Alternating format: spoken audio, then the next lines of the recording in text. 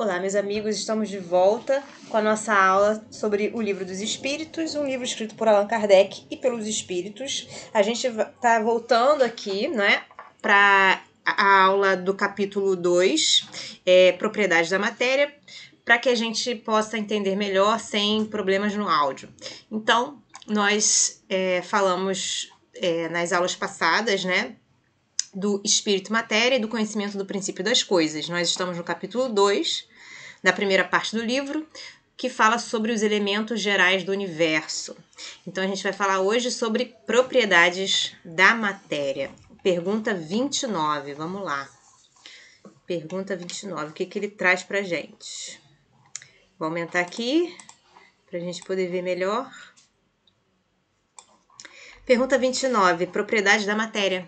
A ponderabilidade é um atributo essencial da matéria? O que seria ponderabilidade, né? Você poder manipular a matéria. Isso é uma característica, uma qualidade essencial da matéria? E aí os espíritos respondem: da matéria como a entendeis, sim. É sim. Não, porém, da matéria considerada como fluido universal. A matéria etérea e sutil que constitui esse fluido vos é imponderável. Então, nós não conseguimos ponderar, nós não conseguimos manipular, nós não conseguimos, por assim dizer, ter essa matéria nas nossas mãos, né, para poder fazer o que quiser com elas. Então, ele diz assim que a matéria etérea e sutil que constitui esse fluido, pois é imponderável. Então, o que constitui esse fluido universal? A matéria etérea e sutil. Entretanto, nem por isso deixa de ser o princípio da vossa matéria pesada. Então, mesmo que seja imponderável, que a gente não consiga manipular, né, com as mãos, ter esse controle sobre ela, esta matéria é o princípio da matéria pesada, da nossa matéria pesada. Então, o fluido universal é o princípio da matéria. E aí, Kardec diz o seguinte: a gravidade é uma propriedade relativa. Fora das esferas de atração dos mundos, não há peso. Do mesmo modo que não há alto nem baixo.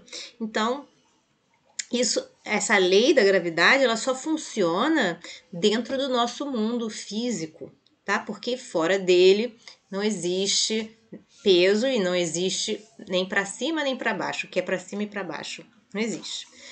Bom, número 30, pergunta 30. A matéria é formada de um só ou de muitos elementos?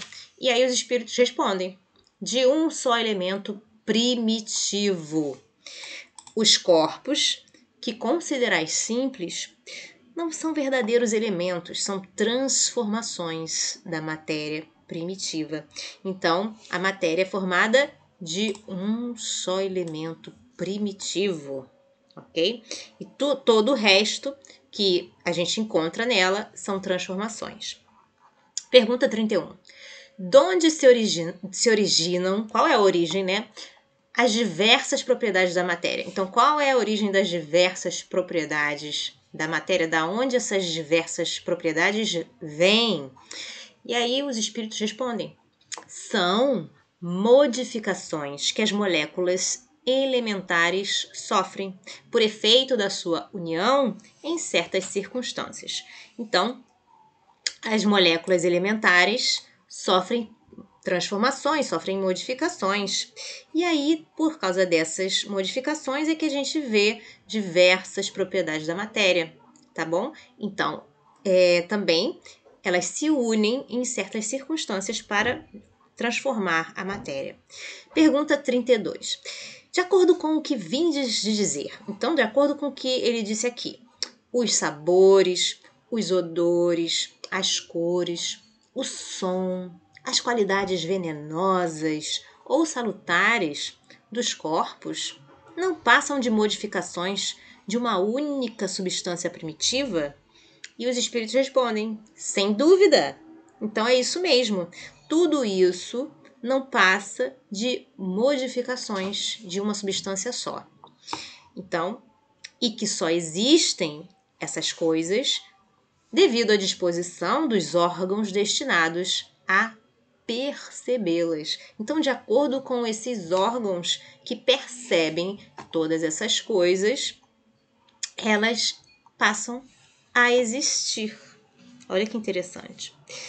E aí vem Kardec dizendo o seguinte: a demonstração deste princípio se encontra no fato de que nem todos percebemos as qualidades dos corpos do mesmo modo. Por exemplo, enquanto que uma coisa agrada ao gosto de um, para o de outro é detestável. O que uns veem azul, outros veem vermelho. O que para uns é veneno, para outros é inofensivo, ou até mesmo salutar, que faz bem para a saúde, né? Pergunta 33. A mesma matéria elementar, a mesma matéria, aquela que é primitiva, né, que deu origem a todas as outras, é suscetível de experimentar todas as modificações e de adquirir todas as propriedades? A resposta é sim. E é isso o que se deve entender quando dizemos que tudo está em tudo. Olha que interessante. Tudo está em tudo. E aí ele coloca uma nota. Vamos verificar aqui a nota. Ele diz assim: este princípio explica o fenômeno conhecido de todos os magnetizadores e que consiste em dar-se, pela ação da vontade, a uma substância qualquer. A água, por exemplo, propriedades muito diversas, um gosto determinado e até as qualidades ativas de outras substâncias, desde que não há mais que um elemento primitivo e que as propriedades dos diferentes corpos são apenas modificações desse elemento, o que se segue é que a mais inofensiva substância tem o mesmo princípio que a mais deletéria.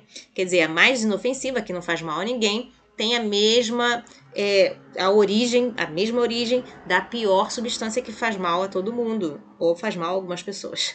Assim, a água, que se compõe de uma parte de oxigênio e de 2 partes de hidrogênio, se torna corrosiva, duplicando-se a proporção do oxigênio. Transformação análoga, transformação igual, se pode produzir por meio da ação magnética dirigida pela vontade. Então, como a nossa vontade, ela tem força, não é? Nosso pensamento tem poder.